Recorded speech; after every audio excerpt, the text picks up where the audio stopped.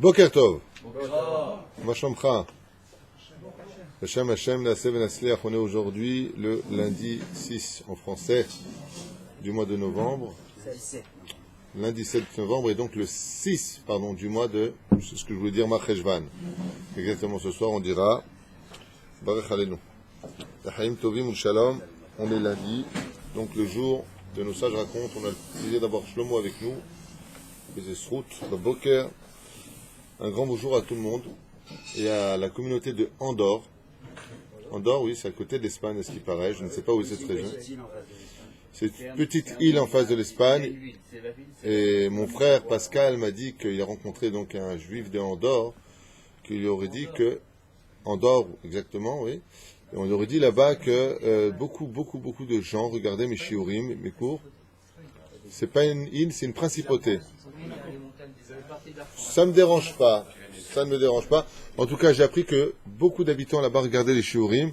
Donc on leur dira aussi ce shiur. On leur fait un grand bonjour. Nous, on est en Israël, il fait beau, grâce à Dieu.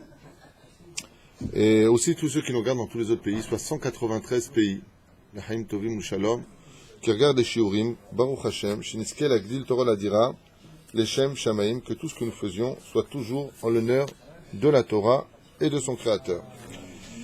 On est dans Nos Sages Racontent. Nos Sages Racontent, c'est, pour ceux qui nous suivent, on traverse un peu l'histoire de notre peuple, comme m'a écrit d'ailleurs une femme musulmane, qui m'a dit, mais qui regarde les cours, et elle m'a dit quelque chose de très beau. Il y a plusieurs personnes des nations du monde qui regardent les shiurim, et elle m'a dit quelque chose qui m'a beaucoup touché, parce que non seulement regarde de façon assidue les cours, mais dès qui plus est, elle m'envoie un message il y a quelque temps de cela en me disant mais comment on peut prétendre que la terre d'Israël n'appartient pas aux Juifs? Puisque quand on écoute vos cours, mais tout se passe sur votre terre, vos rois, vos ministres, votre peuple, il y a déjà 2000 ans, 3000 ans en arrière. Donc quelque part, en suivant ces cours, on se rend compte que la racine de notre histoire est bien ancrée dans notre terre. Il n'y a pas qu'en creusant notre terre qu'on trouve des fossiles de Juifs, il y a aussi tout simplement en étudiant l'histoire, avec des dates, des noms, des lieux précis, non pas inventés par de je ne sais pas qui, pas quoi, mais des royaumes entiers, des témoins de millions de personnes qui ont traversé l'histoire pour témoigner de l'existence d'un peuple sur sa terre donné par Dieu lui-même à un peuple qui recevra la Torah. Car il faut savoir que de vivre en Israël, ce que je veux dire va peut-être choquer d'autres personnes, je ne sais pas, mais de savoir que de vivre en Israël, contre toute attente, c'est un but. Regardez ce que Dieu marque dans la Torah, à la fin de la paracha de Shemot. Je veux que tu sortes ce peuple d'Égypte pour venir en Israël. Et pour ceux qui n'ont pas encore compris, le mode d'emploi pour y vivre s'appelle la Torah. Regardez dans la 11e paracha du livre de Vaïkra, paracha de Bechukotai, comment vivre en Israël pour que tout marche bien. Il faut suivre les commandements de la Torah. Ça ne veut pas dire qu'il ne faut pas être religieux en Chutz La'aretz, c'est pas ce que je suis en train de dire. Ça, c'est encore autre chose. Mais c'est autre chose. La valeur de vivre son judaïsme sur notre terre, c'est ce que nous allons voir un petit peu ici avec les prophètes d'Israël qui vont s'efforcer de laisser le peuple sur sa terre et de les ramener à la raison pour pouvoir, Bezrat Hashem, vivre cette terre, dévoiler cette terre, parce qu'un des buts de notre existence est de dévoiler la terre d'Israël, pas simplement pour nous-mêmes, mais aussi de dévoiler la magnificence, l'extraordinaire miracle que cette terre est capable de produire, comme on l'a vu avec les Meraglim, quand ils rapporteront avec eux des raisins si gros qu'on pouvait remplir des tonneaux et des tonneaux d'un seul raisin. Quelque chose d'assez incroyable. Mais cette terre-là ne se dévoile qu'à travers l'accomplissement des mitzvot. Comme un homme qui... petite histoire comme ça avant de commencer le shiur sur Elisha et la Shunamite, Isha Shunamite qu'on va étudier aujourd'hui. Une petite histoire comme ça sur le Shlom Bayit qui est en rapport avec la terre d'Eretz Israël. Et une femme comme ça qui n'en pouvait plus de son mari et elle ne savait plus comment faire pour s'en débarrasser tellement c'était dur pour elle. Il lui a dit, je te donnerai jamais le guet, tu crèveras, et tatati, et tatata. Donc elle est partie voir sa mère. Sa mère, elle lui a dit, écoute, je sais ce que tu vas faire. Je vais te donner une poudre, tu vas lui mettre dans le repas, il ne va pas sentir le goût, et ça va le tuer. Mais pas maintenant, hein. Au bout de 2-3 semaines, me chef le couginet. Elle lui a dit vraiment? Il lui a dit vraiment. Mais en attendant, elle lui a dit sa mère, pour pas qu'il se rende compte de quoi que ce soit, À partir de maintenant, tu vas jouer un rôle. Tu vas être gentil, que des compliments, oui chérie, comme tu veux chérie, viens on fait comme ça, attends je vais te faire un bon plat. Tu l'embrasses, comme ça il va se douter de rien, et c'est pour. Ainsi se sont passées les choses, elle lui donne un sac avec de la poudre blanche, chaque fois qu'elle fait à manger, bébé viens à table, viens je te sers,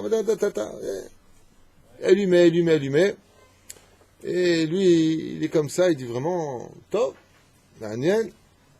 Et voilà qu'après 2 semaines, 3 semaines, la fille vient voir sa mère et lui dit dis-moi maman, t'as pas un antidote contre cette poudre? Alors elle lui dit pourquoi? Il dit parce que je sais pas, ça fait 2 semaines et demie que je suis hyper gentil avec lui et il me le rend de folie et on s'aime, on fait l'amour, on sort. Je sais pas, tout a changé et j'ai plus envie qu'il meure. Alors sa mère elle lui a dit t'inquiète pas, la poudre que je t'ai donnée, c'est de la poudre de sucre. C'est un truc c'est aucun poison, il n'y a rien du tout dedans. C'est juste la halem et tataam, elle lui a dit. C'est pour faire comprendre qu'il n'y a que quand on change soi-même qu'on peut aussi changer les autres, d'une certaine façon. La terre d'Eretz Israël, ça a ce même rapport avec cette histoire. Si tu viens avec de la poudre de sucre, si tu viens avec des belles paroles vis-à-vis d'elle, même si c'est dur, même si la parnassa, elle est tout ce que tu veux, que la politique, elle est à l'envers, qu'il y a encore des gens qui manifestent avec le drapeau de l'arc-en-ciel au-dessus de leur tête, ça a la même histoire. Si tu es gentil avec cette terre, si tu respectes cette terre, si tu lui accordes ce qu'elle te demande, Shmirat Shabbat, Shmirat Brit Mila, surtout ces 2 mitzvot, la Shabbat et Brit Mila, de vraiment faire attention à ça, alors elle se dévoile sous une autre forme et d'un coup, on ne peut plus s'en passer. C'est un petit peu ce que Bezrat Hashem, chaque juif se doit de comprendre avant de débarquer en Eretz Israël, d'avoir le srout de monter en Israël. Elisha, un avis. Donc on avait parlé d'Elisha, pour ceux qui suivent, tant mieux, ceux qui ne suivent pas, qui voient les cours précédents. Elisha, un avis, élève de Eliyahu Navi Zachor Letov. Avar Baaretz L'arba, Leorkaul Orva. Elisha était un prophète hors du commun. On a vu que non seulement il avait une prophétie qui était double de celle de son maître Eliyahu Navi, beaucoup plus élevée que la sienne, comme il le lui demanda, et il avait aussi autre chose qui réunissait plusieurs personnages dans son identité. C'était un homme qui avait aussi la mida de Shmuel Hanavi. Les prophètes en général restaient dans leur lieu. Ils ne bougeaient pas de leur ville. Tu voulais les voir, tu allais les voir. Mais lui, par contre, Elisha, faisait comme le prophète Samuel, Shmuel Hanavi. Il allait de ville en ville, de village en village, pour juger le peuple et l'arzir otam bitshuva.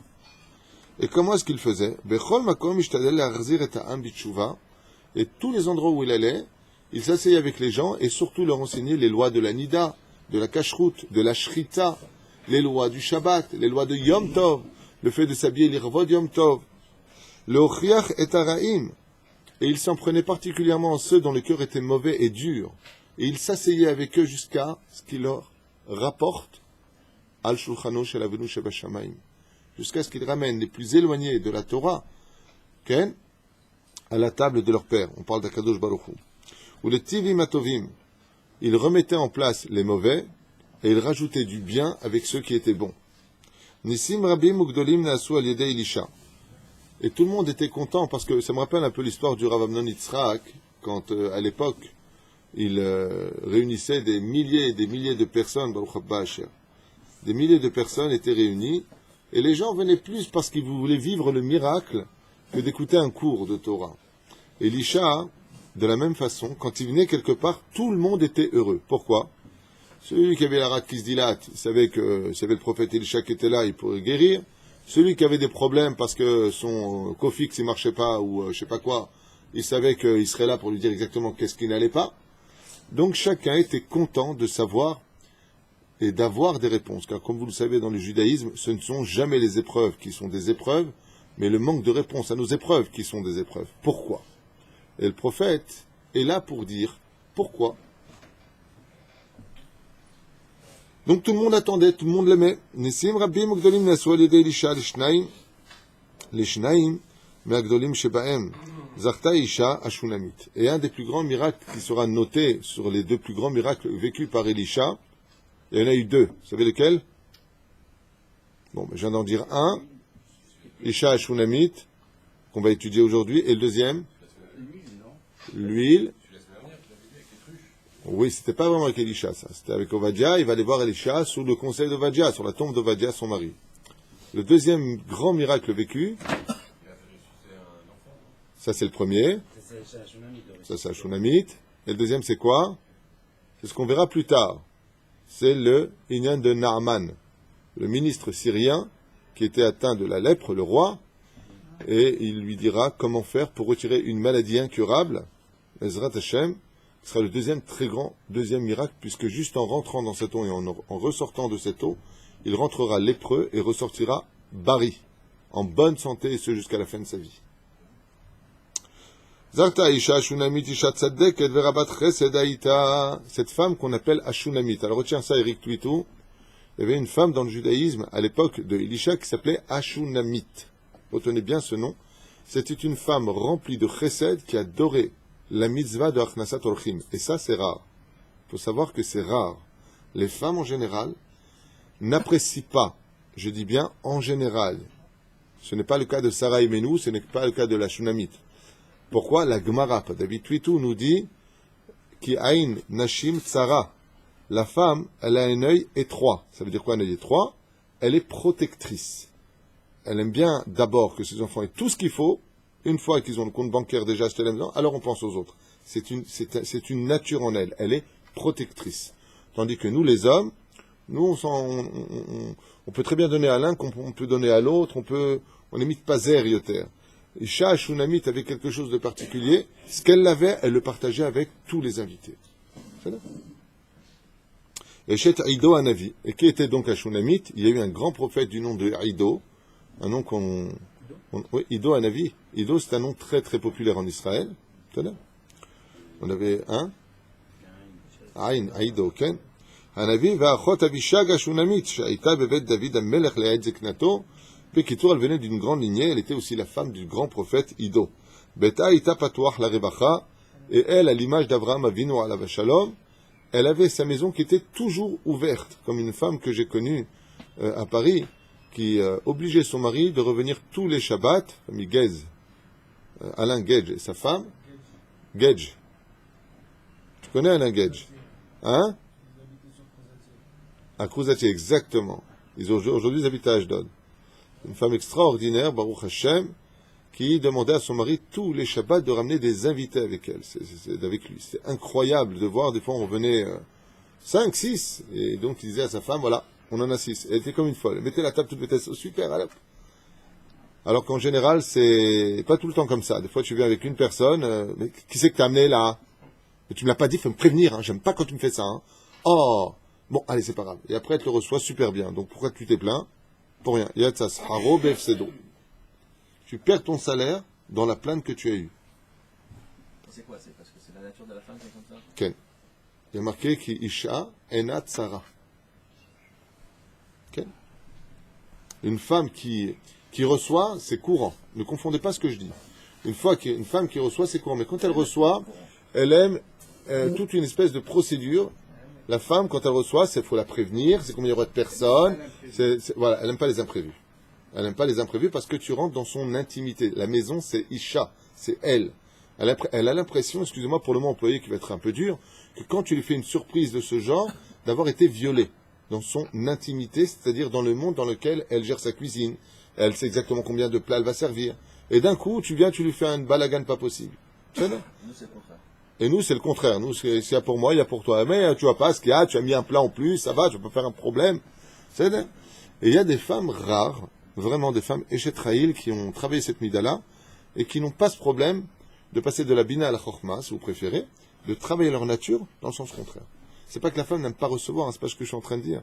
Mais quand elle reçoit, ça doit passer par une espèce de processus bien précis, bien concis, combien de personnes précises, chaque chose. Elle va te recevoir super bien. Mais surprise, non. Putain, je vous attendais pas. C'est plus dur. C'est comme ça? Cohen, c'est comme ça aussi? Oui, tout à fait. Tu confirmes? Asher, c'est pareil? Ah non, il a dit bon, il a dit Ah, ta femme, c'est comme Sarah Imenou. Chut, Tov. Ça veut dire Mamash. quelle chance tu as. Cathy Cohen, Vous pouvez aller manger chez elle sans prévenir, vous tapez à la porte, son mari dit, c'est comme Sarah Imenu. Alors, à tout à l'heure, hein, cher. Je peux vous affirmer qu'elle reçoit très bien. Beta aya patoar la revacha, kol ish asher igia elea zacha lechavod gadol. Et chaque personne qui venait, non seulement les gens tapaient à sa porte, mais chacun qu'il soit, écoutez bien qui elle était, Shunamite, cette femme, qu'il soit important ou pas, riche ou pauvre, laid ou beau, connu ou inconnu, rien du tout. Elle lui donnait exactement le même kavod. Elle respectait les petits comme les grands. Pour elle, chaque juif était d'une importance capitale, un diamant. Sheken, machneset olchim me'en kamwa aïta. Et on dit d'elle, de la Shunamite, les Chachamim nous disent qu'aucune femme ne savait recevoir aussi bien que elle. Donc tu diras à Cathy qu'elle a déjà été dépassée. Velo chasra kesef ma'amatz kedei le'an'im et sheutam shel alochim shelah. Et elle faisait des économies et elle ne privait de rien ses invités. Ça veut dire que quand elle gagnait de l'argent, elle mettait cet argent de côté que pour le but de recevoir et donner le meilleur vin, la meilleure viande, le meilleur poisson. Be'avro ba'ir Shunem. Où est-ce qu'elle était? Dans la ville de Shunem. Je ne sais pas où c'est exactement en Israël, mais comme Megurea, Nichnas Elisha el Betal Nuach Velisod et Nafsho. Les gens savaient, comme Elisha, qu'en venant dans cette ville, c'était pas la peine de chercher une pundak, une arsania, je ne sais pas comment on dit en français, une auberge. Ils allaient directement chez cette femme qui savait parfaitement recevoir al-pi al-acha, c'est-à-dire qu'il laissait la porte ouverte, qu'il laissait les choses de telle façon à ce que tout se passe bien.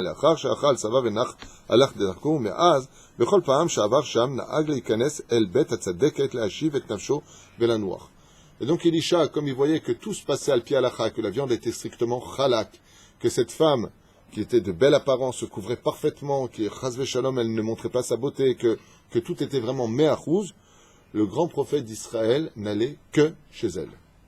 Haïcha lo yada mi'u achifrina shelo adam ragil lefanea. Elisha étant homme ne s'était pas dévoilé, il lui a pas dit qui il était, mais elle avait constaté que dans sa façon de se comporter, il s'agissait ici de quelqu'un de particulièrement différent des autres et important. Bechol pam she'achal beveta lo amad zvuv al shulchano. Comme quoi, par exemple? Comme quoi? Chaque fois qu'elle recevait des gens, je vous ai dit, la porte était ouverte pour ne pas qu'il y ait chas v'shalom yechoud. La porte était grandement ouverte. Et donc elle servait de la viande, elle servait des bons mets. Donc tout de suite, qui venait s'inviter tout seul? Les mouches. Quand Elisha venait, tout était ouvert et elle le servait. Il n'y a jamais eu une seule mouche sur sa table. En général, elle était gênée, tu vois, elle enlevait les mouches, c'est honteux. Quand Elisha se mettait à table, jamais une mouche n'a osé s'approcher de sa table. Jamais. בכל פעם שאכל בביתה לא עמד זבוב על שולחנו, זיני מיטתו נשארו צחים, גם לאחר שישן בהם וריח גן עדן נדף מהם. La deuxième chose qu'elle constatait en général quand on dort dans un lit, ouais, et on fait souvent des plis, surtout à cette époque, pas comme aujourd'hui, c'est bien fait avec du goumi, je sais pas comment on dit goumi, l'élastique. En général, tu retrouves au milieu, le drap du matelas, tu le retrouves au milieu. Quand Elisha se levait de son lit, tel qu'il s'était allongé, tel que ça restait. Il n'y avait pas un seul pli, et plus que cela encore, quand elle sentait le drap, il y avait l'odeur du Gan Eden qui était dessus. Donc elle comprenait que cet homme-là était un homme de Dieu.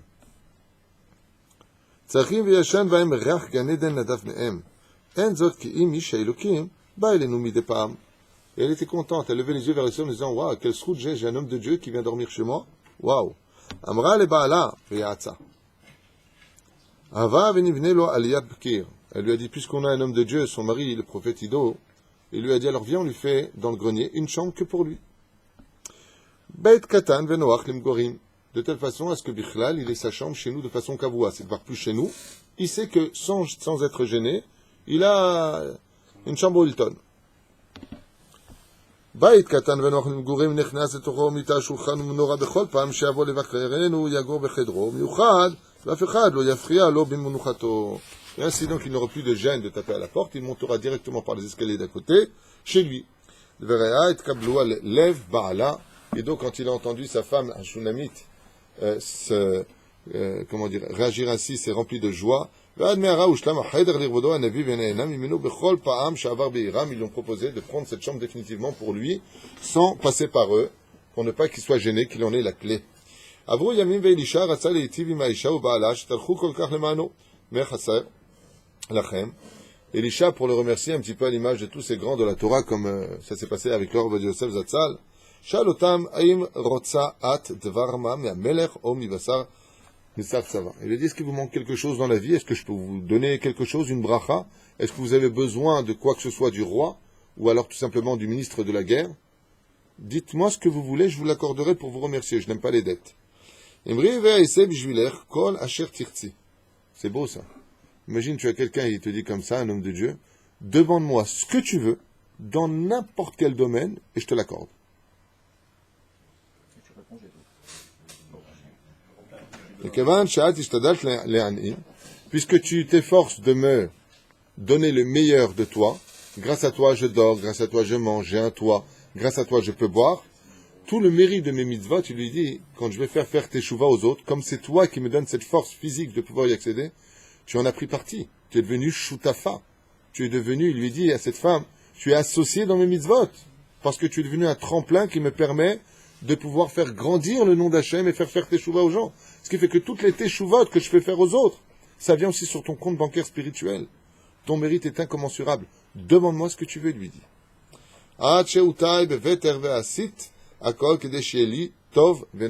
viens de vous le dire, elle lui a dit, le problème c'est que j'ai besoin de rien, j'ai tout ce qu'il me faut.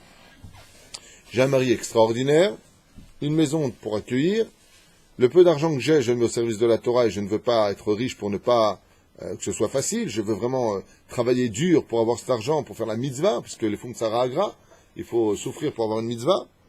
Yesh li kol asher echpatz, amra Isha. Et à part cela, j'ai tout ce qu'il me faut, je ne demande rien. Ach, Gechezi, na'aro shel Elisha, sheshama et divrei amar, akarai, ve'en la yeladim. Et qu'est-ce qu'il y avait Gehazi? Vous savez que Gehazi fait partie des 4 qui n'auront pas de monde futur. Gehazi était un petit malin qui connaissait la Torah de son Rav. Il se faisait passer pour lui, mais il n'avait pas de Hirat Shamayim. Donc il avait beaucoup de Torah en lui, mais Hirat Hashem lo haïtalo. Il n'avait pas du tout de crainte du ciel. Et quelqu'un qui n'a pas de crainte du ciel, qui ne craint pas le péché, qui ne craint pas de décevoir Hashem, c'est quelqu'un qui, chas v'shalom, est considéré comme l'étant le pire des pires. Pourquoi? Dans certains livres, on appelle une personne qui n'a pas de Hirat Hashem, on appelle ça un rotseach. Ça ferait, comme on le verra avec Abraham et Abimelech, quand il dit, partons de cet endroit-là, car il n'y a pas de crainte du ciel. Là où il n'y a pas de crainte de Dieu, il ne faut jamais rester. L'influence est si grande qu'elle peut te faire tomber comme un virus, sans même que tu ne puisses comprendre comment tu es tombé. Velachen, qu'est-ce qu'elle lui dit maintenant, Gehazi? Il dit, bon, enfin, je ne veux pas mêler, vous dites que vous avez tout ce qu'il vous faut, mais en attendant, vous n'avez pas d'enfant. Vous êtes stérile. Donc Gehazi dit à son Rav, qui est Elisha, si vraiment vous voulez faire quelque chose de bien, alors bénissez-la, qu'elle puisse avoir un enfant. C'est curieux que Ashunamit, quand il lui dit qu'est-ce qui te manque, elle lui dit j'ai tout. Pourquoi elle ne demande pas un enfant elle-même? En général, qu'une femme qui est mariée, qui n'arrive pas à avoir d'enfant, c'est vrai, je peux avoir une chose.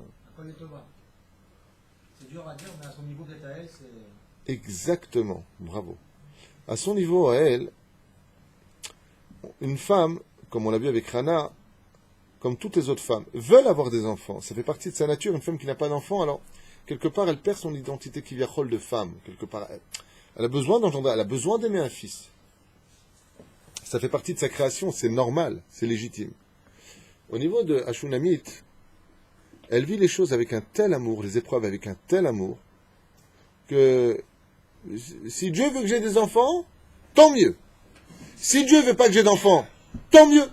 Ce que lui il veut, c'est ce que moi je veux. Elle est tellement effacée d'elle-même qu'elle demande à Hachem dans ses prières des enfants. Mais elle dit à la fin, Hachem, si toi tu penses que c'est mieux que moi j'en ai pas, ou que je ne mérite pas, j'accepte Bekef. Ce que toi tu me donnes, je prends. Si j'ouvre la boîte, elle est vide, pour moi elle est pleine, parce que tu t'es intéressé à moi. Ashunamit, elle avait un tel degré de Torah en elle, que le fait de dire Hachem, c'est fatah tiftar fiagit et la terre, c'était déjà comme si elle avait des enfants. Dieu me permet de lui parler à elle.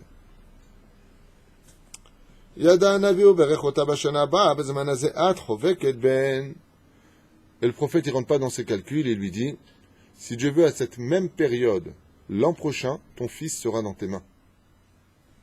Sans lui demander si elle a une matrice, des trompes, si elle peut avoir ou pas des enfants, si son mari, il a une semence viable ou pas. Il y a. Comme ça s'est passé avec le Rav Ovadia Yosef à Londres. Rappelez cette histoire. Le Rav Ovadia Yosef a été invité pour marier un couple à Londres. Il a fait un cours là-bas, dans la communauté orthodoxe. Et il a été accueilli chez des gens, the kind of fine. Il a été super bien accueilli. Une grande table comme ça. Il y avait Yitzhak Yosef avec lui. Et il y avait aussi un goy Shabbat. Vous savez, un homme qui est en conversion plutôt. Et il y avait une feuille et un stylo sur la table de Shabbat. Alors, la personne qui est venue, qui a amené le Rav Ovadia Yosef, il dit non, c'est Shabbat. Shabbat est rentré. Il fallait enlever le stylo et la feuille. Le Rav Ovadia lui a dit non. Qu'on irait que celui que ça soit là-bas, c'est un goy qui doit enfreindre Shabbat devant nous, devant deux témoins pendant Shabbat. Il n'a pas le droit d'être Shomer Shabbat complètement, celui qui est en conversion. Il est obligé de les Chalel Shabbat devant deux témoins. C'est là. Mais qui tourne Moshe Shabbat quand le Rav doit reprendre l'avion, il se retourne vers le couple et il leur dit vous voulez quelque chose? Et la femme, elle s'est mise à pleurer. Alors le mari, il a dit on est mariés depuis 20 ans, on n'a pas d'enfant. Ma femme ne peut pas avoir d'enfant. Le Rav Ovadia, il lui a dit dans 9 mois, je reviens ici, c'est moi qui suis sur la chaise. Bracha Vatzlacha, il lui a mis 2 claques, parce qu'il aime bien la vachalom. Il a mis deux petits gifles comme ça. Okay? Et l'Achar Mikan Acharé, 9 mois. Regardez dans la biographie du Rav Ovadia Yosef, il était sur la chaise, il retourne à Londres, il était sur la chaise en tant que sandak d'un bébé qui, de façon naturelle, ne pouvait pas du tout naître. Et pas Michébera, rien du tout. Hein? Shana Abba, si Dieu veut, je viens, je monte sur la chaise. Pas bli neder, pas shum davar. יש צדיקים כאלה, מה לעשות. הבטיח לה, il lui a dit, je te le promets. האישה מופתעת, ונרגשת ביקשה ממנו לא להתל בה. זקן היא, ואב בעלה זקן, ואיך ייוולד להם בן עתה. Elle lui a dit, j'ai un problème. À Shunamit, elle dit au prophète Elisha, j'ai un problème. C'est que mon mari et moi sommes très âgés. Ça fait longtemps que je n'ai plus mon cycle. Est-ce que c'est bien de déranger Dieu pour qu'il fasse un miracle pour moi? Elle lui dit pas non, mais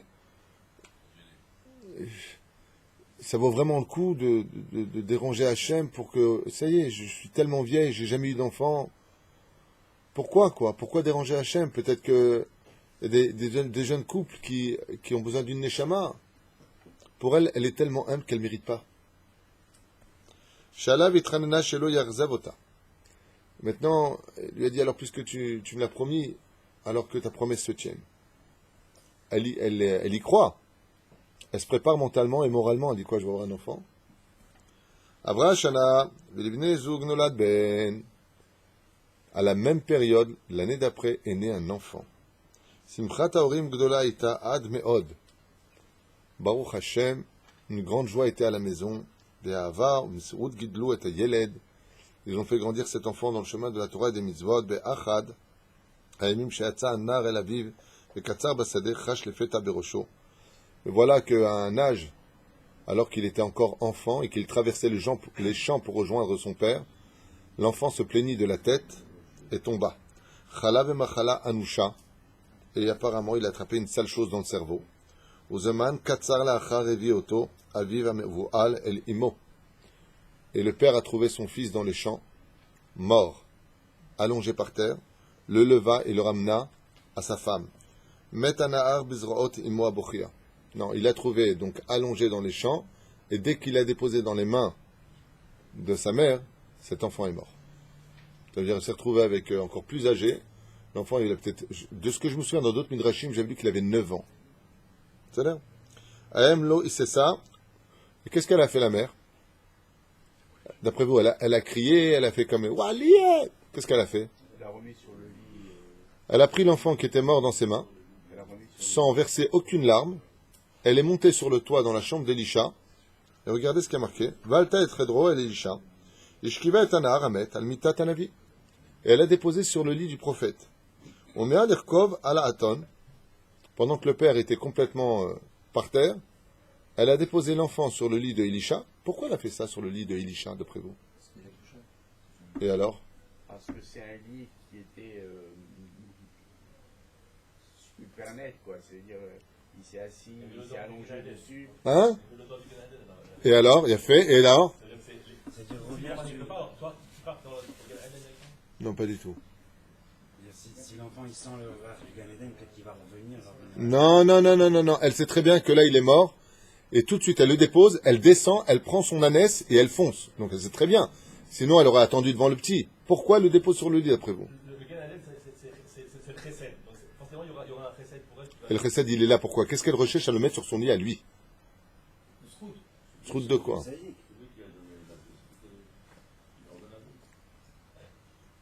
Elle cherche à l'imprégner de toute la gaucha du tzaddik. Tov. Dormez dans ce On sait que dans un lit, on dort. Si tu me dis qu'il avait mis son frigidaire dans le lit, c'est qu'il y aura un problème. D'après vous, pourquoi Ashunamit, dès qu'elle voit que son fils meurt, dans ses bras, C'est qu'il est protégé là-bas. est protégé de quoi? Des Fetsonim. Du Melech Hamavet. C'est le fils du prophète, elle le met là. Non. Qu'est-ce qui se passe quand une personne meurt, qu'il n'y a pas de masgan, il fait une chaleur à mourir? Tout simplement, c'est que le corps, il gonfle tout de suite.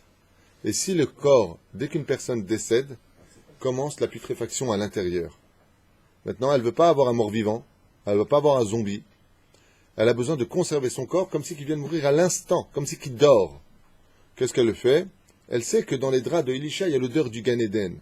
Et le Gan Eden, il conserve la personne telle que tu la mets. Comme on nous parle de ces fameuses villes dans lesquelles tu pouvais rentrer, où tu ne meurs jamais. À l'époque du roi Salomon, on avait parlé de ça, ces villes du Gan Eden à Tarton. Donc qu'est-ce qu'elle fait? Elle dit, mon fils est mort, il faut vite le conserver. Il n'y avait pas de frigidaire. Qu'est-ce qu'elle fait? Elle le dépose là-bas dans les draps de Elisha. Les draps de Elisha ont l'odeur du Gan Eden. Ainsi donc, malgré la chaleur, aucune odeur ne sortira de lui. Et il restera conservé comme si que maintenant il vient de mourir. Pourquoi? Elle ne sait pas où elle va trouver Elisha, elle prend le haton. Maintenant elle part, elle peut partir un jour, 2 jours, elle ne sait pas où le trouver. Là, mais qu'est-ce que je fais du corps? Si je laisse partir que je reviens, qu'on a une montgolfière, déjà le refaire vivre c'est une chose, mais son estomac, son foie, tout va gonfler. Ses boyaux vont gonfler, peut éclater. Il fait extrêmement chaud. Donc elle le met sur le prophète, sur le lit du prophète pour le conserver. Et maintenant qu'elle sait qu'il est sur le lit du prophète, je peux mettre 2-3 jours pour le trouver, c'est pas grave. Pourquoi? Le corps ne bougera pas là-bas. C'est ça? Les Baalam, Fufta, Maaseh, Sha'al, Madoua, Lechet'i, El Navi. Et le mari, Ido, qui était prophète, il lui dit, mais pourquoi tu vas voir Elisha? À quoi ça te sert? Parce qu'il est mort. Hen lo rosh chodesh, velo shabbat ayom. Yamim shebaem na'aga lekabel et panav. Lo yeshiva. Il lui a dit, c'est pas ni Yom Tov, ni Shabbat, ni rien. Pourquoi tu veux tellement bouger? Aflanahar, shena'ag, et atona, lo amra le'an madoua yolechet. Elle n'a même pas répondu à son mari, elle a foncé. Lech ve'al ta'atzor ad asher omar lecha, tzivta alav u'miyara le'ar ha'karmel, mekom Oshavot. Donc, Bekitzer el Aïnian, elle est partie chez Elisha au Har HaKarmel. Manière de voir où ce que c'est Shunem par rapport au Har HaKarmel. עוד לפני שהגיע ראה אותה הנביא ושלח את גחזי נערו לקראתה לשאול השלום לה ולבני ביתה. Donc dès que le prophète a vu de loin qu'elle venait avec sa hatonne, il a compris qu'il y avait un problème et Gehazi l'a devancé pour lui demander pourquoi elle était venue. Et Tzibat bo'a lo gilta aisha le Gehazi. Mais elle avait compris à qui elle avait affaire. Pourquoi? Gehazi était un petit malin qui n'avait pas de Hirat Shamaim. Dès qu'elle a vu Gehazi, qu'est-ce qu'elle a fait elle? Elle n'a pas voulu lui dire à lui. Elle sait que c'est quelqu'un de mauvais. Qu'est-ce que faisait Gehazi? Le Chachamim nous dit, Gehazi, au nom de la Torah, pelotait les femmes. À tel point il était rachet. Il avait une grande barbe, il connaissait la Torah de son Rav, puisqu'il l'accompagnait partout. De là, on voit qu'il peut arriver, ça peut arriver, des fois, que tu vois un vrai grand Rav, et tu vois que ceux qui l'entourent sont des gens bizarres. Voilà, on a ici quelqu'un de bizarre. Qu'est-ce que faisait Gehazi? Il disait, oh là là, il va falloir que je te soigne, tu as une maladie ici, viens, je fais. Et qu'est-ce qu'il faisait? Le Midrash dit comme ça, qu'il pelotait la poitrine des femmes. Donc elle sait très bien que c'est un homme qui est impur, qui est gasrouar, c'est un pourri en 2 mots. Donc il aurait ça les d'aberito. Et toi, je ne veux même pas te parler, toi, je sais que... Elisha ne le voyait pas. Hein? Elisha ne le voyait pas. Elle l'a vu, pas lui. Elisha le savait. Hein? Gehazi, c'est un itzos de l'acrobate. כן. ושקרבה אל הנביא, התפללה ברגליה, ואחזה בו בחימה. Dès qu'elle est arrivée dans le prophète, elle s'est jetée à ses pieds et s'est mise à pleurer par contre. נערו של הנביא רצה לדחוף אותה לבעל תיגה בנביא. Et là, qu'est-ce qui s'est passé? Quand elle est arrivée, elle s'est jetée au pied du prophète, et avec ses mains, elle lui a touché la glima. On ne touche pas un tzaddik. On ne touche pas un juif vichlal, Shomer Nigia. Gehazi, qu'est-ce qu'il a fait? Il a essayé de jouer le babak, style, attention, sur la gâte. Il a voulu l'éloigner du prophète. C'est bizarre ce qui est en train de se passer. Shunamit se jette au pied du prophète Elisha. Et le Midrash nous dit que Shunamit a touché le prophète. Encore une fois, on parle ici de Shomer Negia. Qu'est-ce que fait Gehazi? Il essaie de l'éloigner, ne touche pas le prophète, il est kadosh. Et le prophète Elisha, il lui dit, laisse-la tranquille. Rav Amarla, car dans l'état dans lequel elle est, ce n'est pas son cerveau qui contrôle, mais le désarroi. Amar le Gehazi, Vashem lo gilali davar, eni yodea, eze ason pakadba. Et le prophète Elisha, écoutez bien ce qui est marqué ici, c'est important, s'étonne complètement pourquoi Dieu ne lui a pas dévoilé Beroah HaKodesh, ce qui vient de se passer. Il n'arrive pas à voir pourquoi elle est venue. Et le prophète Elisha est un peu désemparé, il dit, attends, laisse-la tranquille, pourquoi tu pleures? Toi, tu pleures? Toi, tu es en désarroi? Toi, tu perds de la Emouna, tu rentres dans une folie pareille. Il lève les yeux vers le ciel, Elisha, et il dit à Hachem, pourquoi la malougie d'Italie? J'aurais pu comprendre avant. Bekol bochim sipra Elisha asher era. Madoua berachta oti beben. Elle lui a dit, voilà, je voudrais juste comprendre, elle lui dit avec des larmes, pourquoi tu m'as fait une bénédiction sur un fils? Parce que le fils que tu m'as béni est mort et il repose sur ton lit. Si c'était pour me faire une telle bracha, elle lui dit, n'aurait-il pas été préférable de ne pas me donner un faux espoir? Mais moi qui ai atteint un âge si avancé, qui est tellement attendu d'avoir un fils, espérant que j'en aurai un jour le mérite, je ne demande rien, tu me bénis, elle lui dit, et c'est ça que tu me donnes? Rabot ou l'avdo à la charzman katsar, de le voir grandir et d'un coup de me le prendre. Zak avait tranena leisha, leishua. Sahara shalaisha nagal alev anavi. Elle lui a dit, alors je suis venu te demander de continuer ta promesse. Tu m'as dit, je te promets un fils qui vive, pas un fils qui meurt. Alors s'il te plaît, fais ce que tu as à faire.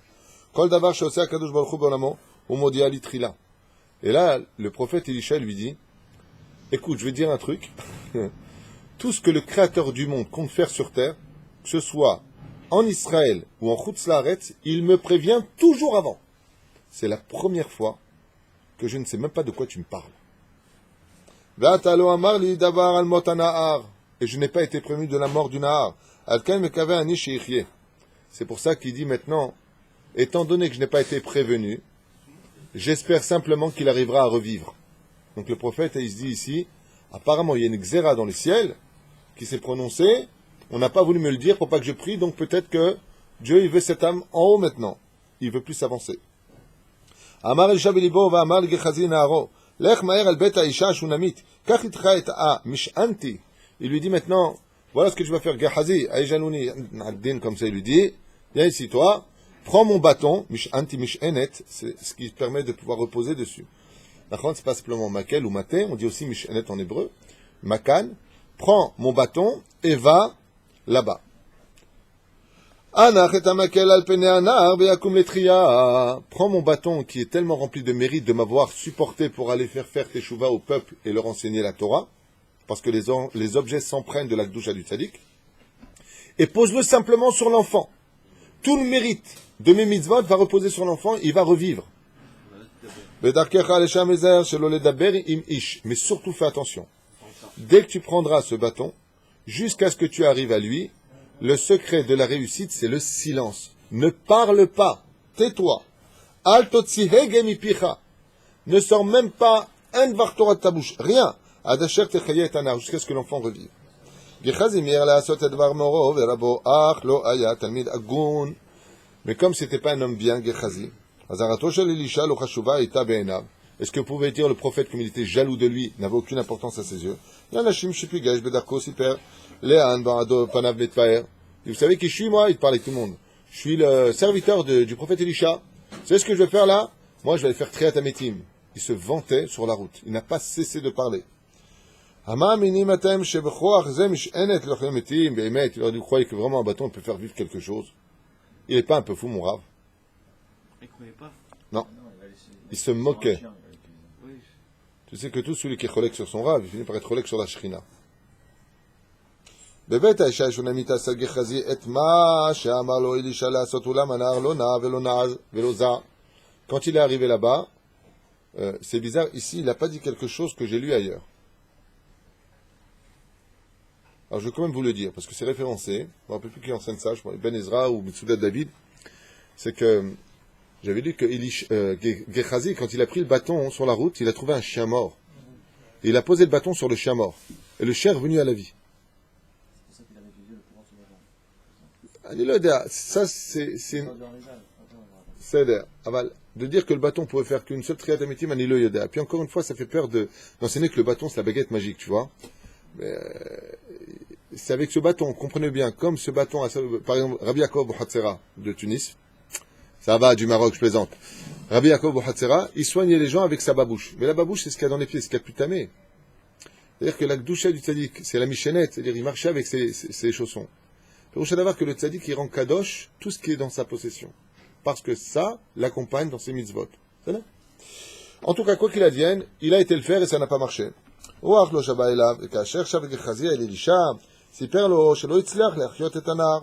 est revenu Gehazi en se moquant et lui a dit, ben, ça marche pas ton truc, hein. מיהר הנביא אל בית האישה ועלה לחדרו והסתגר בתוכו מול הנער המת עמד אלישע והתפלל על השם ריבונו של עולם אמר כי נשאתי כוח לידי ולנביא נביאך להחיות מתים. Il est parti lui-même Elisha sur place, monté dans le grenier et il s'est mis sur l'enfant PLP, bouche contre bouche, et il a prié à ce moment-là Hachem, il a dit Ribono shel olam, tout comme tu as donné à un avis Zachor Letov le pouvoir de Triat HaMetim, moi qui suis son élève et aussi digne que lui, je te demande de me donner ce même pouvoir.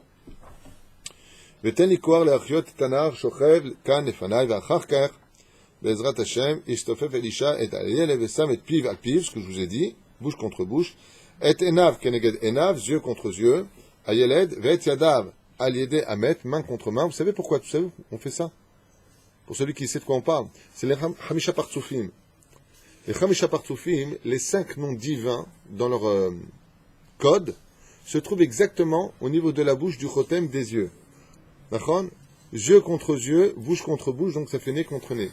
Main contre main, c'est les 10 sphirotes. Qu'est-ce qu'il a fait? Il a fait passer le Shem Havaya Baruchu dans ses codes chez Elisha. Je vous dis ça parce que c'est un Mekoubal qui me l'a appris. Ça m'a dit. Comme ça on fait. C'est nous.